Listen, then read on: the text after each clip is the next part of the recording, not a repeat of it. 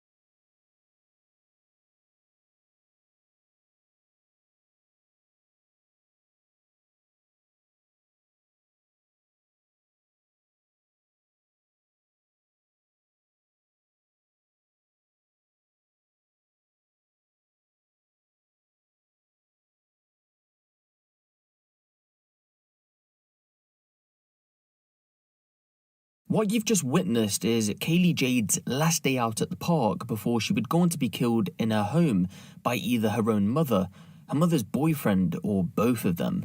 She had been subjected to months of horrific abuse previous to this, and in that clip itself, police would come out to say that visible bruising could be seen and untreated bone fractures were present. But let's have a bit of a deep dive into this case and see what exactly went down on that summer's evening in the Kinghurst area of Birmingham. On the morning of the 9th of August 2020, emergency services had been called to Kingshurst House in Stonebridge Crescent.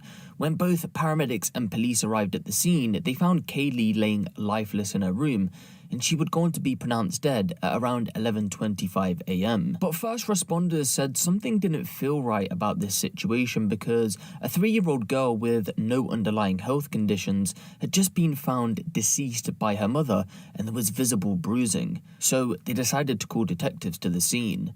Once they'd been called over, Nicola would go on to be arrested so police could get her account of what exactly went down, and she was treated as a suspect because she couldn't explain what had happened to Kaylee. Police would let her go though, presumably on bail, and then a series of TikToks had been made. A tribute TikTok was posted with the caption, "R.I.P. my baby." 10 days later on the 17th, she can be seen crying and lip-syncing the lyrics to the song To My Parents. The lyrics go, "I'm sorry, mum and dad. I know I messed up bad. Should have done better. I'm sorry, mum and dad." This is more than likely a crocodile tear appeal, though, to her parents to say that she should have been a better mother. 4 days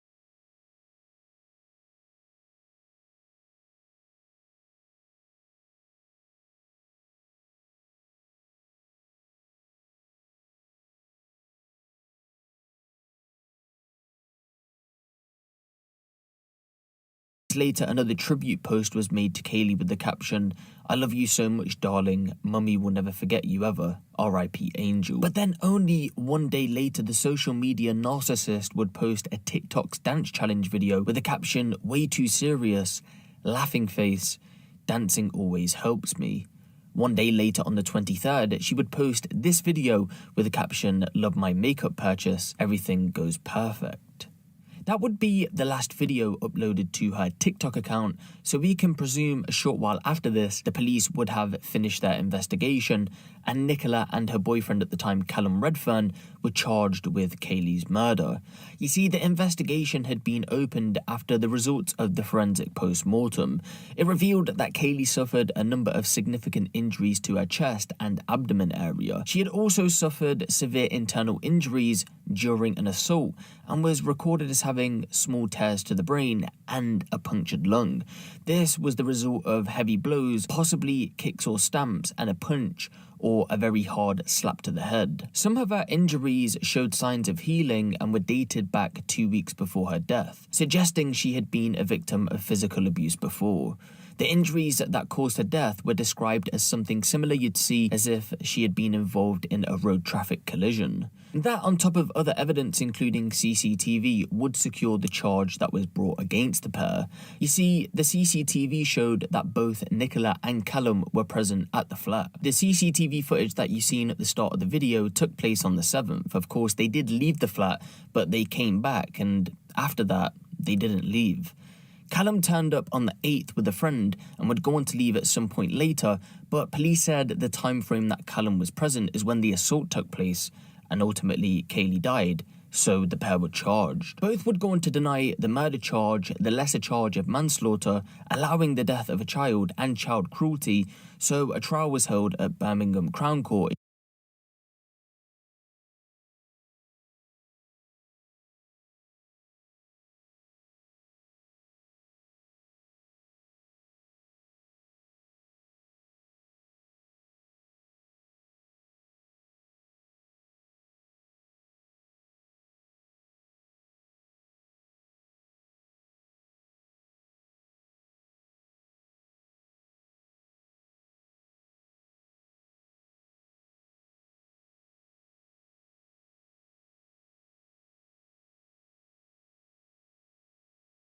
in June of 2021.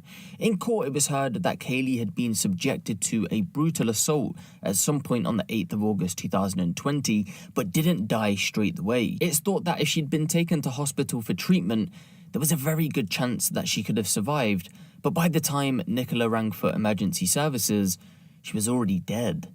The prosecution said the catalyst to Kaylee's death may have been Kaylee interrupting Nicola and Callum after they were noted as spending, quote, time alone together in the bedroom. Now, although both of them were on trial for Kaylee's murder, they both tried to pin it on each other. Talking of previous history of abuse, Nicola would say that on one previous occasion, she recalls hearing Callum punch Kaylee, and on the day in question, she says that she went for a cigarette while Callum was putting Kaylee to bed. Within the time that she said she was gone to smoke this cigarette, she went on to say that Callum had smacked Kaylee for biting him while he was helping her put her pajamas on, although there was no visible bite marks on his hand. Callum would try and pin it on Nicola in police interviews, but ultimately he never gave evidence in court.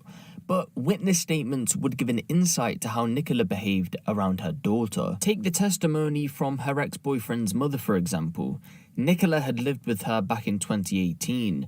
The mother would go on to say that at first, Nicola would call Kaylee a rat and a bitch, but as time progressed, she would give her, quote, the odd smack with an open hand on her arms and legs. A 17-year-old also gave evidence in court who sometimes helped Nicola babysit. She told the court that 1 month prior to Kaylee's death, Nicola slapped her daughter around the head twice in anger. The first time was because she asked for food, and the second was because she placed a blanket over her baby brother's face. In court, Callum's friend would go on to give evidence. Remember, this is the friend who turned up at the flat with Callum on the day of the attack. He would go on to say that he didn't see any violence take place and that, quote, the normal routine went down. But he did go on to say that after wanting to leave the property for quite some time and Callum not wanting to leave, Out of nowhere, in a hurry, he said that he did want to leave, and so they left. The court was told of how Kaylee's room wasn't the best living conditions for a small child. There was no carpet, the mattress was dirty, and when paramedics entered the room to check to see what was happening, they couldn't turn the light on because there was no bulb. But although the prosecution couldn't pinpoint who exactly was to blame for the death of Kaylee, messages would show that both were just as guilty as each other. In a text message exchange between the pair on the 24th of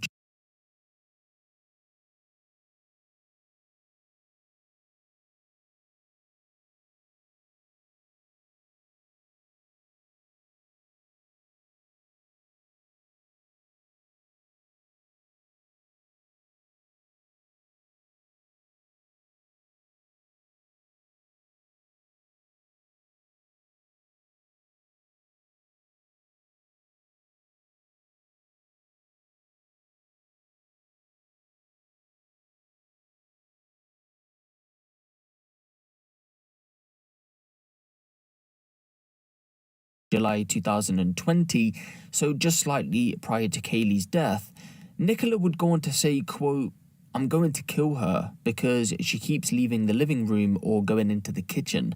So I've hit her and smacked her for shitting in her nappy." Callum responded, "Good, give her one from me." To which Nicola said, "I will, babe."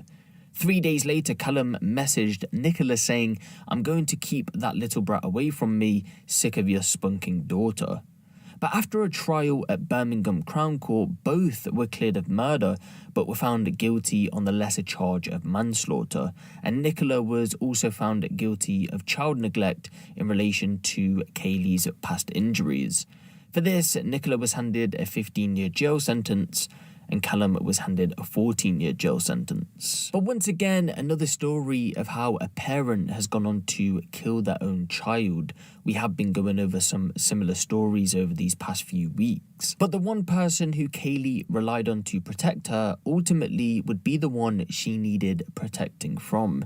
I mean, even Nicola's own mother had contacted social services to tell them about the abuse that was going on, but it's unclear if any action had been taken. Nicola's mother would also give evidence in court against her own daughter in the hopes of seeing justice for Kaylee. I'm unsure why a mother would go on to abuse and kill her own child, though. Someone she had